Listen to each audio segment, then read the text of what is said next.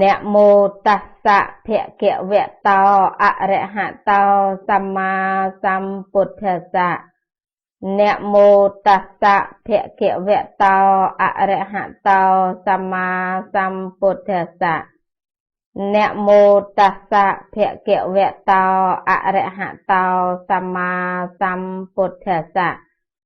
បន្ទាប់អំពីបទនមស្ការដោយសង្ខេបរួចមក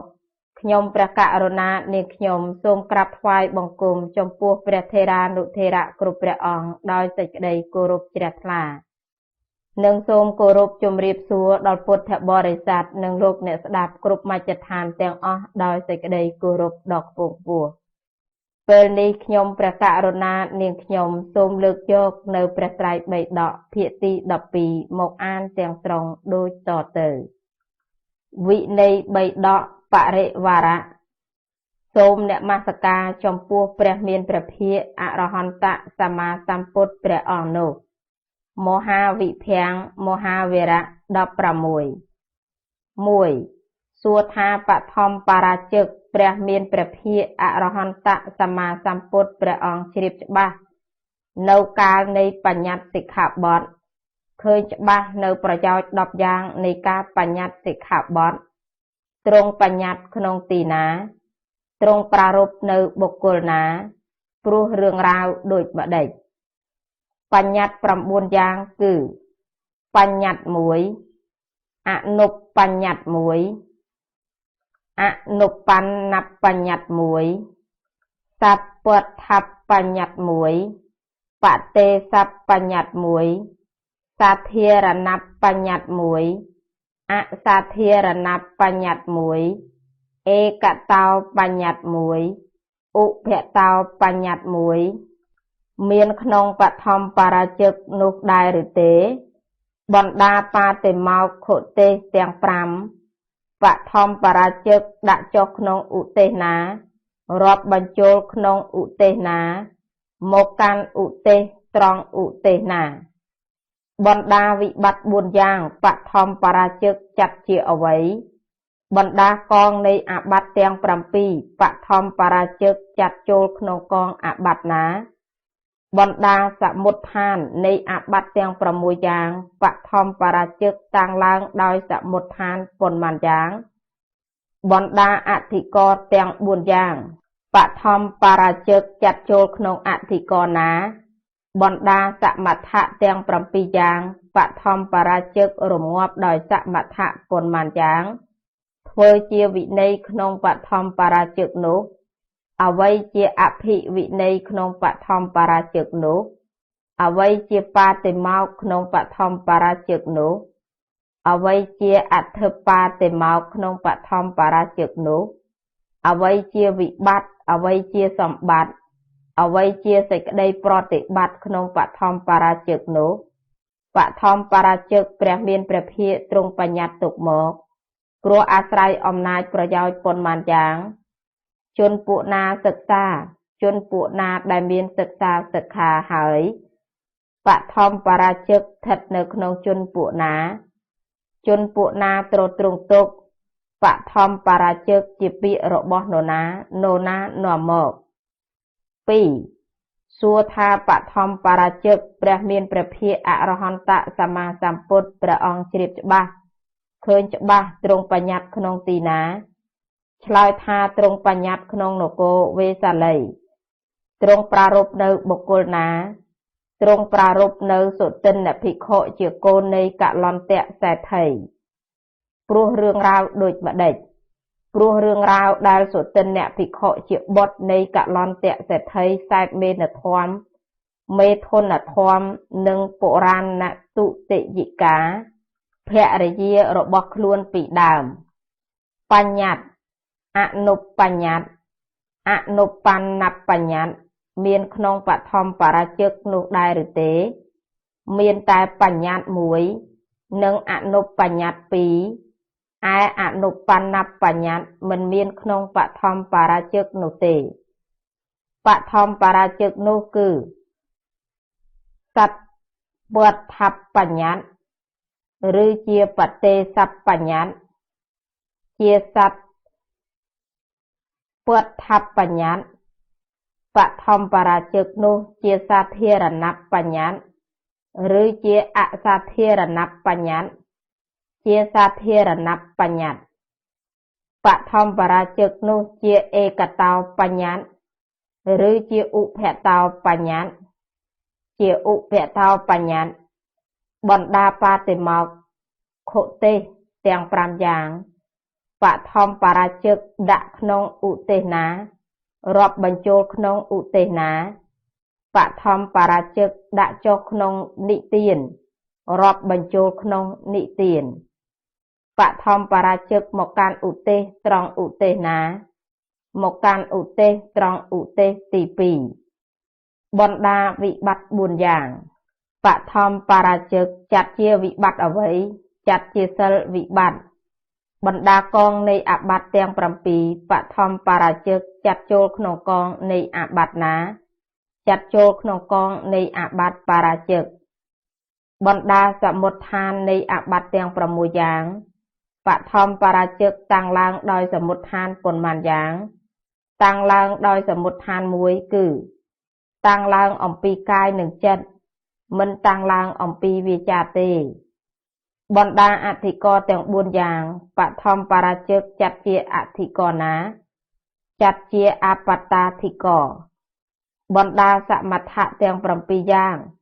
បឋមបរាជិករងាប់ដោយសមថៈប៉ុន្មានយ៉ាងរងាប់ដោយសមថៈ2យ៉ាងគឺដោយសមុខាវិន័យ1បដិញ្ញាតករណៈ1ធ្វើជាវិន័យក្នុងបឋមបរាជិកនោះ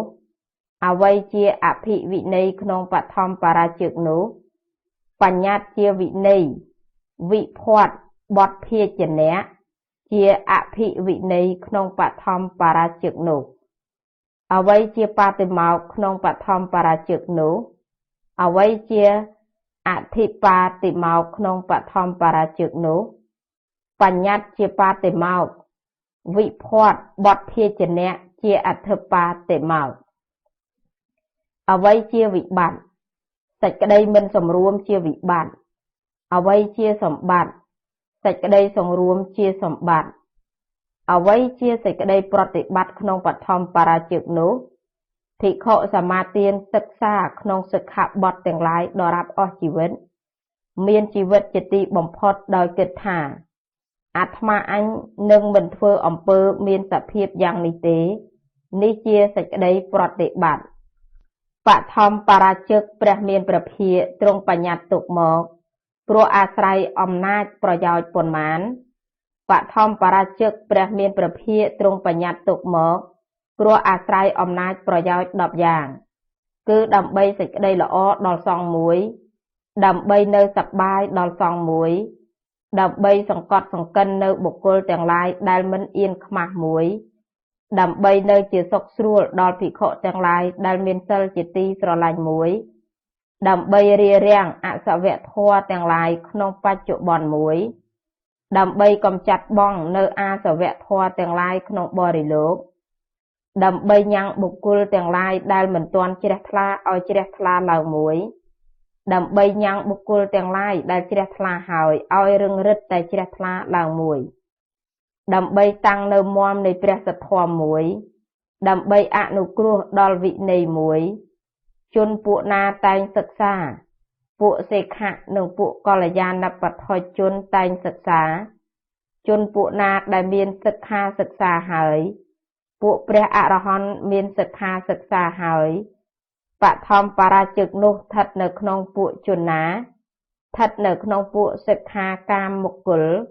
អ្នកប្រាថ្នាការសិក្ខាសិក្សាជនពួកណារមែងទ្រទ្រង់ទុក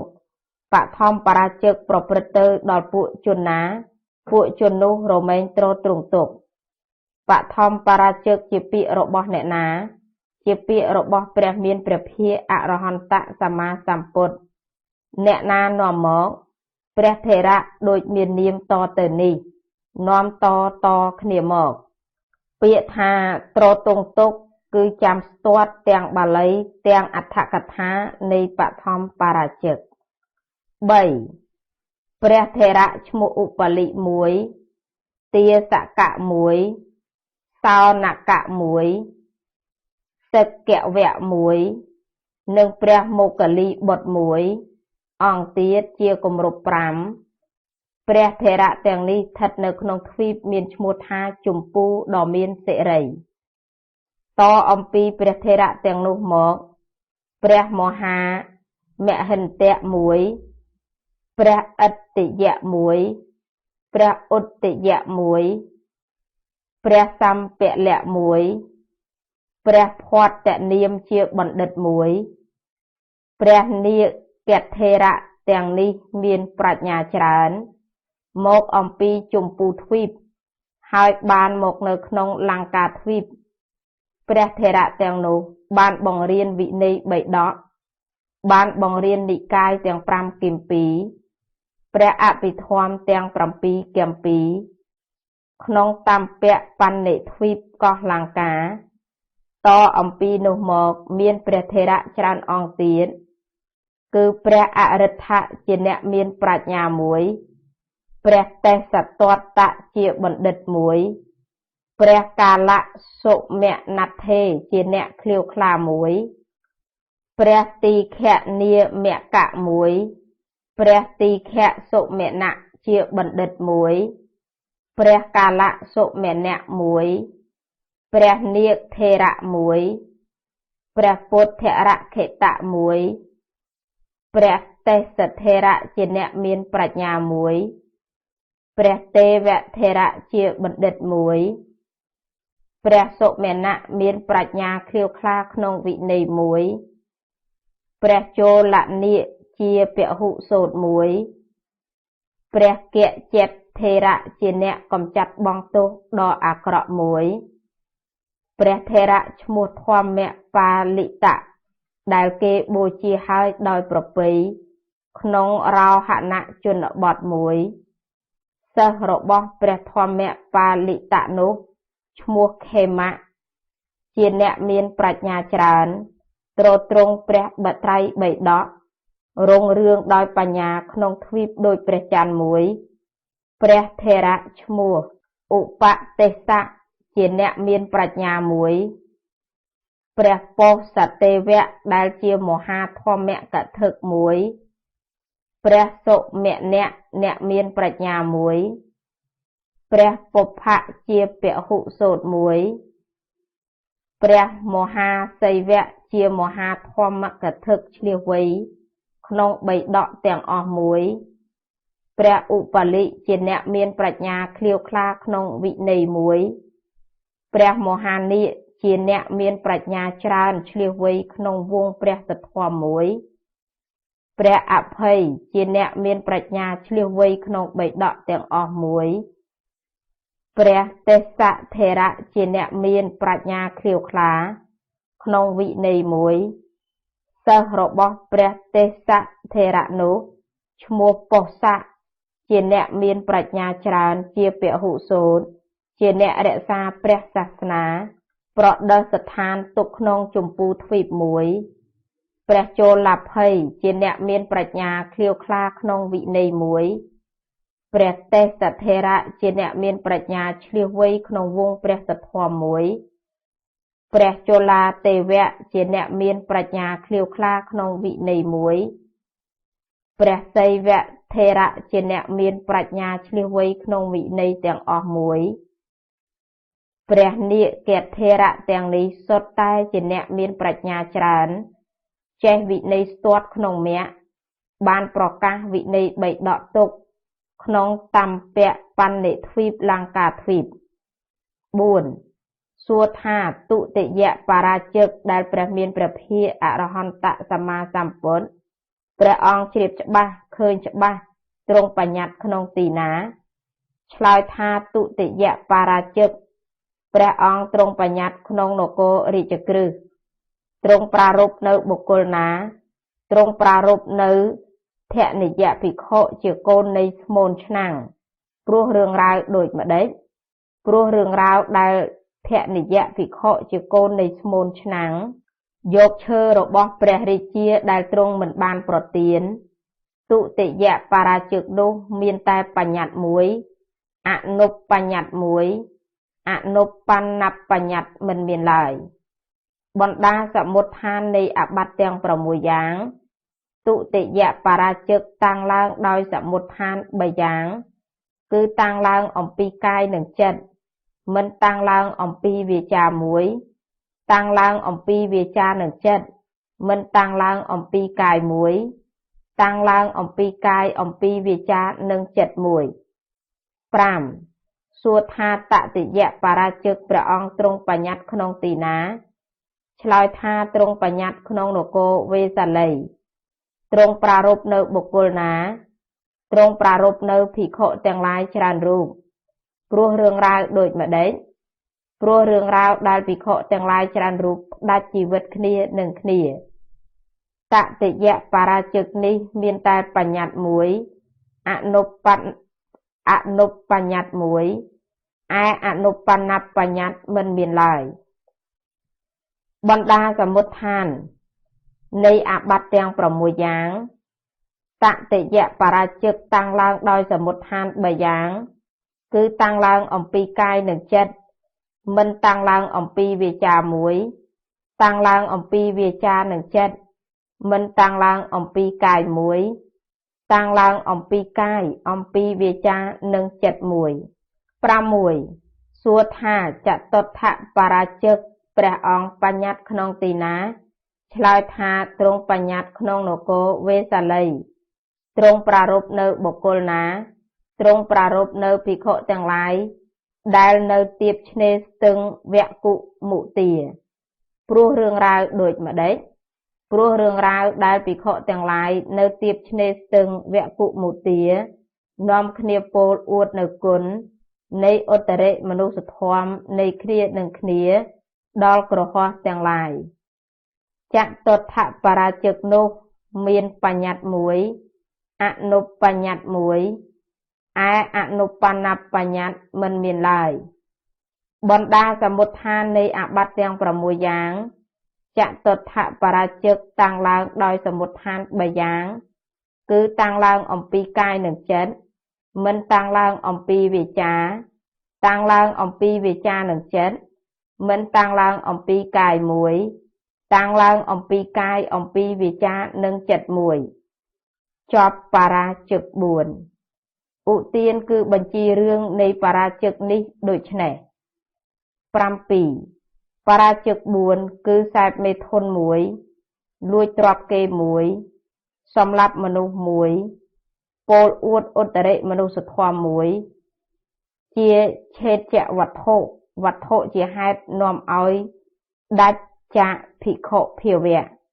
បណ្ឌិតមិនត្រូវសង្ស័យឡើយ8សួរថាព្រះមានព្រះភិក្ខអរហន្តសម្មាសម្ពុទ្ធព្រះអង្គជ្រាបច្បាស់ឃើញច្បាស់ទ្រង់បញ្ញត្តិសង្ឃាតិសេសចំពោះភិក្ខុព្យាយាមបញ្ចេញអសុជិក្នុងទីណាទ្រង់ប្រារព្ធនៅបុគ្គលណាព្រោះរឿងរ៉ាវដូចម្ដេចបញ្ញត្តិ1អនុបញ្ញត្តិ1អនុបណ្ណបញ្ញត្តិ1សព្វត្ថបញ្ញត្តិ1បទេសបញ្ញត្តិ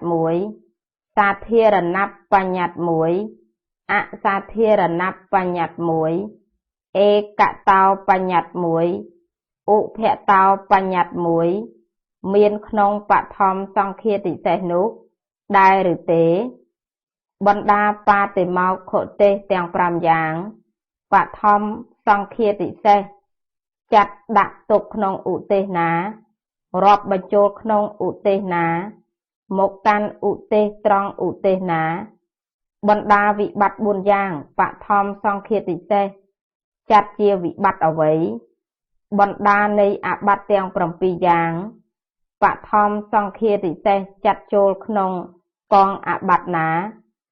បណ្ដាសមុដ្ឋាននៃអបត្តិទាំង6យ៉ាងបឋមសង្ឃាតិសេសតាំងឡើងដោយសមុដ្ឋានប៉ុន្មានយ៉ាងបណ្ដាអធិករទាំង4យ៉ាង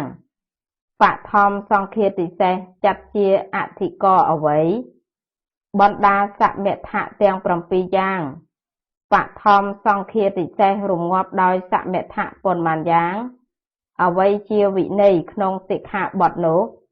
អ្វីជាអភិវិន័យក្នុងសិក្ខាបទនោះ អ្វីជាបាតិមោក្នងសិក្ខាបទនោះអ្វីជាអធិបាតិមោក្នងសិក្ខាបទនោះអ្វីជាវិបត្តិអ្វីជាសម្បត្តិសេចក្តីប្រតិបត្តិក្នុងសិក្ខាបទនោះដូចម្ដេចព្រះមានព្រះភិក្ខទ្រង់បញ្ញត្តិសង្ឃាទិសេសចំពោះភិក្ខុអ្នកព្យាយាមបញ្ចេញអសុចិតើព្រោះអាស្រ័យអំណាចប្រយោជន៍ប៉ុន្មានយ៉ាងជនពួកណាតែងសិក្សាជនពួកណាមានសិក្ខាសិក្សាហើយសិក្ខាបទនោះស្ថិតនៅក្នុងជនពួកណាជនពួកណាតែងទ្រទង់ទុកសិក្ខាបទនោះជាពាក្យរបស់នរណានាំមក9សួរថាព្រះមានព្រះភិក្ខអរហន្តសម្មាសម្ពុទ្ធព្រះអង្គជ្រាបច្បាស់ឃើញច្បាស់ទ្រង់បញ្ញត្តិសង្ឃាទិសេសចំពោះភិក្ខុអ្នកព្យាយាមបញ្ចេញអសុចិក្នុងទីណាឆ្លើយថាទ្រង់បញ្ញត្តិក្នុងនគរវេនគរសាវត្ថីទ្រង់ប្រារព្ធនៅបុគ្គលណាទ្រង់ប្រារព្ធនៅសយៈសកភិក្ខុមានអាយុព្រោះរឿងរ៉ាវដូចម្ដេចព្រោះរឿងរ៉ាវដែលសយៈសកភិក្ខុមានអាយុព្យាយាមបញ្ចេញអសុចិដោយដៃបញ្ញត្តិមួយអនុបញ្ញត្តិមួយអនុបណ្ណបញ្ញត្តិមួយមានក្នុងសិក្ខាបទនោះដែរឬទេមានតែបញ្ញត្តិមួយអនុបញ្ញត្តិឯអនុបណ្ណបញ្ញត្តិមិនមានក្នុងសិក្ខាបទនោះទេសិក្ខាបទនោះជាសព្វត្ថបញ្ញត្តិឬជាបទេសបញ្ញត្តិជាសព្វត្ថបញ្ញត្តិសិក្ខាបទនោះជាសាធារណបញ្ញត្តិឬជាអសាធារណបញ្ញត្តិជាអសាធារណបញ្ញត្តិសិក្ខាបទនោះជាឯកតោបញ្ញត្តិឬជាឧបតោបញ្ញត្តិជាឯកតោបញ្ញត្តិបណ្ដាបាតិមោក្ខទេសទាំង5យ៉ាងសិក្ខាបទនោះដាក់ចុះក្នុងឧទេសណារាប់បញ្ចូលក្នុងឧទេសណាដាក់ចុះក្នុងនិទានរាប់បញ្ចូលក្នុងនិទានសិក្ខាបទនោះមកកាន់ឧទេសត្រង់ឧទេសណាមកកាន់ឧទេសត្រង់ឧទេសទី3បណ្ដាវិបត្តិទាំង4សិក្ខាបទនោះចាត់ជាវិបត្តិអ្វីចាត់ជាសិលវិបត្តិបណ្ដាកងនៃអាបត្តិទាំង7សិក្ខាបទនោះចាត់ចូលក្នុងកងនៃអាបត្តិណាចាត់ចូលក្នុងកងនៃអាបត្តិសង្ឃាទិសេសបណ្ដាសមុដ្ឋាននៃអាបត្តិទាំង6យ៉ាងសិក្ខាបទនោះតាំងឡើងដោយសមុដ្ឋានប៉ុន្មានយ៉ាងតាំងឡើងដោយសមុដ្ឋាន1គឺតាំងឡើងអំពីកាយនិងចិត្តមិនតាំងឡើងអំពីវាចាឡើយបណ្ដាអធិករទាំង4សិក្ខាបទនោះចាត់ចូលក្នុងអធិករណាចាត់ចូលក្នុងអាបត្តាធិករបណ្ដាសមិទ្ធៈទាំង7សិក្ខាបទនោះរងាប់ដោយសមិទ្ធៈប៉ុន្មានយ៉ាងរងាប់ដោយសមិទ្ធៈ2យ៉ាងគឺសមុខាវិន័យ1បដញ្ញាតករណៈ1អ្វីជាវិន័យក្នុងសិក្ខាបទនោះអ្វីជាអភិវិន័យក្នុងសិក្ខាបទនោះបញ្ញត្តិជាវិន័យវិភ័តតិជាអភិវិន័យអ្វីជាបាតិមោក្ខក្នុងសិក្ខាបទនោះអ្វីជាអធិបាតិមោក្ខក្នុងសិក្ខាបទនោះបញ្ញត្តិជាបាតិមោក្ខវិភ័តជាអធិបាតិមោក្ខអ្វីជាវិបត្តិការមិនសម្រួមជាវិបត្តិអ្វីជាសម្បត្តិការសម្រួមជាសម្បត្តិសេចក្តីប្រតិបត្តិក្នុងសិក្ខាបទនោះដូចម្ដេចភិក្ខុសមាទានសិក្សាក្នុងសិក្ខាបទទាំងឡាយដរាបដល់អស់ជីវិតមានជីវិតជាទីបំផុតដោយគិតថា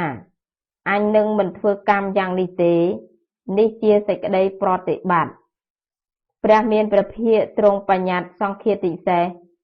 ចំពោះភិក្ខុព្យាយាមបញ្ចេញអសុចិតើអាចព្រោះអាស្រ័យអំណាចប្រយោជន៍ប៉ុន្មានយ៉ាងព្រះមានព្រះភិក្ខទ្រង់បញ្ញត្តិសង្ឃាទិសេសចំពោះភិក្ខុព្យាយាមបញ្ចេញអសុចិព្រោះអាស្រ័យអំណាចប្រយោជន៍10យ៉ាងគឺដើម្បីសេចក្តីល្អដល់សង្ឃមួយដើម្បីសេចក្តីសប្បាយដល់សង្ឃមួយដើម្បីសង្កត់សង្កិននៅបុគ្គលទាំងឡាយដែលមិនមានអៀនខ្មាស់មួយ ដើម្បីកិរិយានៅជាសុខស្រួលដល់ភិក្ខុទាំងឡាយដែលមានសិលជាទីស្រឡាញ់មួយដើម្បីរារាំងនៅអាសវៈធម៌ទាំងឡាយក្នុងបច្ចុប្បន្នមួយដើម្បីកំចាត់បងនៅអាសវៈធម៌ទាំងឡាយក្នុងបរលោកមួយដើម្បីញ៉ាំងជួនទាំងឡាយដែលមិនទាន់ជ្រះថ្លាឲ្យជ្រះថ្លាឡើងមួយដើម្បីញ៉ាំងជួនទាំងឡាយដែលជ្រះថ្លាហើយឲ្យរឹងរិតតែជ្រះថ្លាឡើងមួយដើម្បីតម្កល់នៅមមនៃព្រះសទ្ធម្មមួយដើម្បីអនុគ្រោះដល់វិន័យមួយពួកជនណាតែងសិក្សាសិក្ខបុគ្គលនិងកល្យាណបត្ថុជនតែងសិក្សា